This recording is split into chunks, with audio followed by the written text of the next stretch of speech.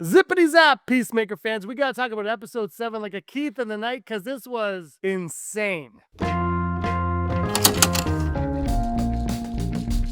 Hey everyone, this is Digital Charcuterie. My name is James. Thank you so much for stopping by. If you're new to the channel and a fan of Peacemaker and looking forward to the future of the DCU, hit that subscribe button. I talk about it and discuss it with you all the time on the channel. Comments down below. Let me know your thoughts on episode 7 of Peacemaker season 2 down below. I'd love to hear what you thought of this. I will be back tomorrow night with the teaser trailer breakdown for episode 8, and we'll do breakdowns and theory videos and preview videos and odds videos leading up until the season finale of Peacemaker. I cannot wait. We got to talk about episode 7. I thought, frankly, whoa, before we go any further, if you have not watched episode 7 or 1 through 7, as of right now, hit that pause button because we're going to talk giant spoilers for this episode and possibly the future, but also previous episodes as well. So hit the pause button. I'll see you in like an hour and a half because they're very short episodes. Very, very short. James Gunn has assured us that the last episode will be longer. But I got to say, if you haven't seen this episode, I would highly recommend it. I thought this was one of the strongest episodes of Peacemaker, season 1 and 2 combined. I thought this was extremely strong.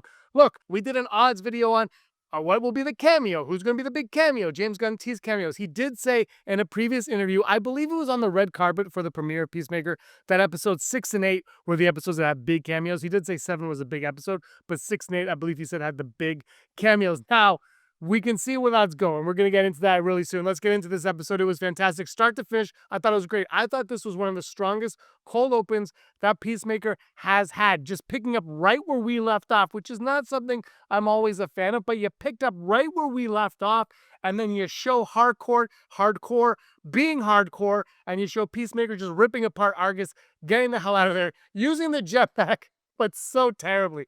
Just going all wrong. I thought, look, in this episode, I thought the humor was on point. I thought the character developments were on point. I thought this was solid from start to finish. I will say, the music at times, was that Power Rangers music or was it just me? After the dance sequence, we meet up with our new dynamic duo, the dynamic duo. We got the two vigilantes meeting up and discussing what the hell is going on, and we learn more about Earth X and how it's Nazi-occupied Earth X, which we already knew, and how Peacemaker, he doesn't like Peacemaker. Things are happening over here.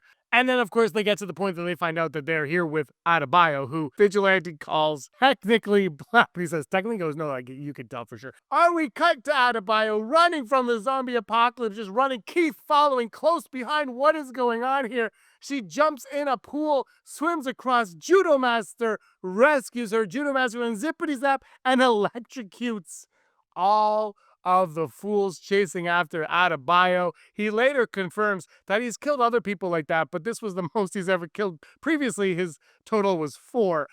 While this is going on, Keith gets a phone call from his father, Auggie Smith, that says, you got to come home, we have a problem. And we learn that Economos is tied up by Auggie Smith, and Auggie Smith is getting all the information he can from him. And we know that whatever is going on in this dimension, Auggie Smith does not want anyone to know that he has a portal in his closet.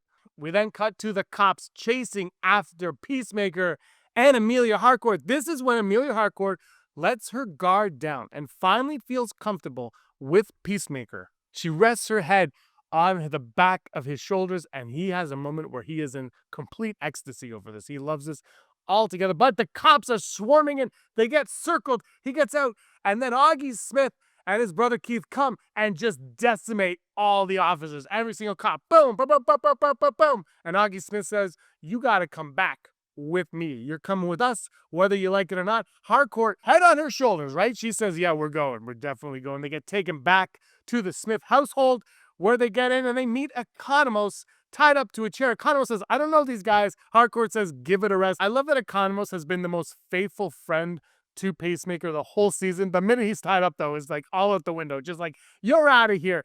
We cut to Adebayo and Judo Master playing Scrabble, because it's not Scrabble, it's Scrabble in that dimension. And Judo Master is a character I thought was okay in season 1. I think I said this in another video. Wasn't someone that I got super excited over. I thought he was fantastic in this episode. I'm actually now like on Team Judo Master, I think. I'm a big Judo Master fan after this episode. I just thought he was great. The way he was talking with Adebayo, just like their connection, how they kind of learned to respect each other, even though they're on opposing sides and they've had their differences in the past. the way that they're on the same page here. They've learned that. Adebayo saying maybe their Earth isn't much different from this Earth. I mean, it obviously is, but it's not that much different. There are problems on both Earths. As I've thought through the whole season, this is going to be about the characters learning about themselves, learning to love themselves. I think we're really getting there.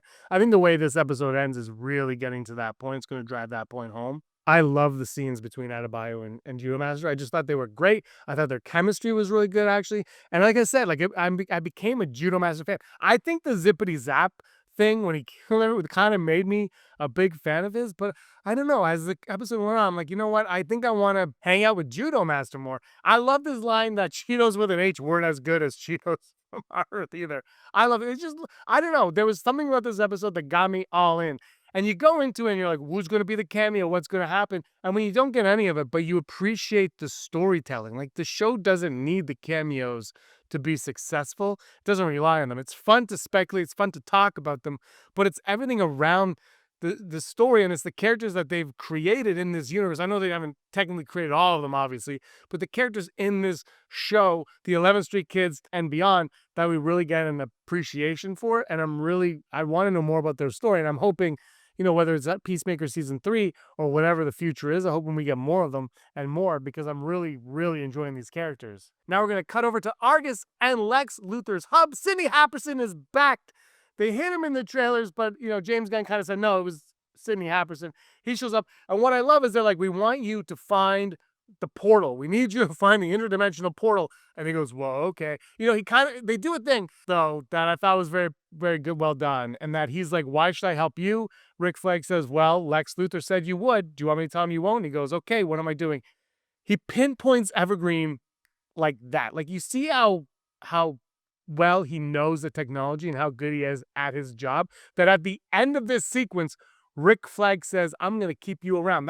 I think that is a massive detail. I think I think James Gunn and company, the DCU, is building towards something. And I think that, combined with Lex Luthor, obviously is a big moment in that. And I think the QUC, Rick Flag getting that at the end of this episode, is a big deal in that as well. But I thought that was a great moment. I loved how I just loved how quickly they didn't screw around. They're just like, this guy knows what he's doing, and he did it like that. I just loved it. It's just like, get to the point. And they got to the point. While Auggie and Keith Smith are interrogating our dimensions, Peacemaker, Harcourt, and Economos, there is a knock on the door, and this was awesome. I love seeing an old friend come back, and that's season 1 detective Larry Fitzgibbon showing up. At first, I was like, where's Detective Song? But of course, then I quickly realized why Detective Song would not be there. He wants to get in. Auggie Smith says no. He says, I'm a big fan of yours, which later on, I think that line really comes into play. But he's a big fan. Auggie Smith is still like, no, get your warrant, then you can come back. And he says, but your son did all this. He goes, I didn't say my son was innocent. I just said he wasn't here. And I thought that was also another great line. I thought Robert Patrick was phenomenal in this episode. He doesn't have a lot to do in the whole season. This episode, he's in, he's out. I thought he was great in this episode, because after this, we learn that the top trio do not agree with the corruption of the universe that they are in. They are actually against it, but they have no real choice. This is who they are. They protect everyone. They defend everyone from the monsters and the creatures out there, but they don't agree with the authoritarian that they are put under. I love that they did that. I kind of suspected Keith was on that side. I got blasted a lot by that. There's a lot of you that were on my side, but oh my God. Auggie Smith, though, I wasn't quite sure. At one point, I thought maybe they flip it, but I thought, you know what? He's a dick in our dimension. He'll be a dick there, but no, he's not. And as you're learning that he is not who we all thought he was, Vigilante and Vigilante meet without a bio inside. They have a moment. They make fun of Judo Master. Judo Master brings him back again. Great Judo Master stuff in this episode. Vigilante, Adebayo then says, no, Judo Master's on our side. We got to deal with him. We got to get inside. And they're like, let's kill some cops. And Adebayo was like, no, let's just sneak in. But when they sneak in, they just knife Auggie Smith down. And I was kind of thrown off, because I thought, maybe we'll get Robert Patrick more. I think James Gunn likes working with him. He brought him back, obviously, for season 2, but he knifed him down pretty good. I think he's dead. Definitely don't think he's going to make it.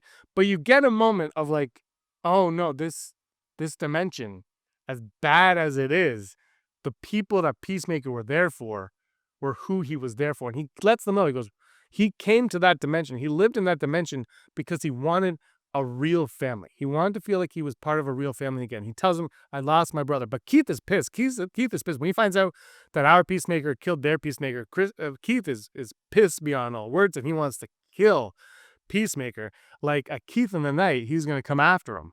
When Auggie is laying there dead, that's when Keith unleashes the bullets out of it, shoots them all up, and the cops are like, let's go, we gotta go, and they go in. A shootout ensues like we saw in the trailer, which kind of sucks that they put the end of the episode in the trailer, but whatever, it's 30 seconds for a 30-minute whatever, it's not that big a deal. But they show that we have the shootout going on. Vigilante gets shot in the shoulder. Like he got shot, right? That wasn't just me, he got shot. I was like, oh, we are going to switch vigilantes. Did not happen. They get through, but as they're going through, Keith blasts through the door, starts taking out Peacemaker, and that's when the 11th Street Kids plus Judah Master come to his rescue. Eagly coming in. I'm like, is Eagly going to die? Everyone is going to kill Keith now. This is like Bizarro world where everyone but Peacemaker is going to kill Keith. And that's when he starts getting visions of his past, an hour dimension of his brother dying, of his father being killed by him. And he just lets out a yell, which I thought it was really good acting by John Cena there. I thought he did a great job with that. He just lets out this yell. He says, get off him, get off him. He's like, who are we? What are we doing? We're not these people. We're not these maniacs. Get off. Why are we killing him? This is when he has his moment. He realizes he can't escape who he is. There's a dark cloud around him. He has to learn to come to grips with that. And that's where the end of the episode basically leads. They go through the portal. Everyone goes through. And then Harcourt stays behind with a second vigilante and says, give me your gun. And Vigilante's like, what? He goes, give me your gun. And she points the gun at Keith's head and says, I can't let you come after him. And just when she's about to fire, the cops arrive, hell breaks loose. She runs through the portal. Vigilante circle spin kicks it shut. A la Book of Boba Fett style, spin kicks it shut. And they're in there all kind of stunned. And when they go through the door, Argus is arriving at Vigilante's home in Evergreen. And they all exit. Peacemaker throws the QUC to flag. And he says, these guys came and talked me into giving you the device. And Rick Flag says to Rip Jagger, is that true? And he says, yeah, which, like, at first, like, because Judah Master starts with the 11th Street Kids, then he crosses the line to get to Argus. And I was like, man, I liked you, Judah Master. But he did that. And I was like, okay, he's doing what he thinks is good, right? Like, that's where he is. I think he's still going to join them. I think the next episode I think he's going to have a big part with the 11th Street Kids. But he had to do that. He had to agree with it, obviously. And he didn't throw anybody else under the bus. He just said, yeah, that's it. And it ends with Peacemaker being taken, and that leads, well, what's next episode? The paramedics come for Keith, so at some point he's going to play a factor in the future of Peacemaker's life. He looks like he's going to come and try to hunt him down. Whether or not that is next episode or a future season or a future storyline remains to be seen, but Keith is out there like a Keith in the night ready to hunt for Christopher Smith.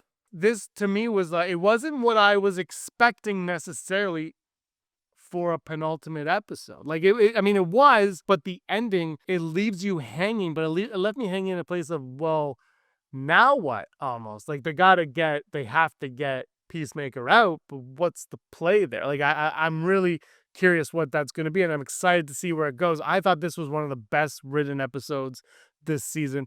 Again, not relying on everything. No Rick Flag Jr. coming to save the day, which, like, I was really hoping we would get more Joel Kinnaman, but if that's all we got was in that second episode or third episode, whatever it was, then I'm okay with that also. Like, he did a great job. It was fun to see him back.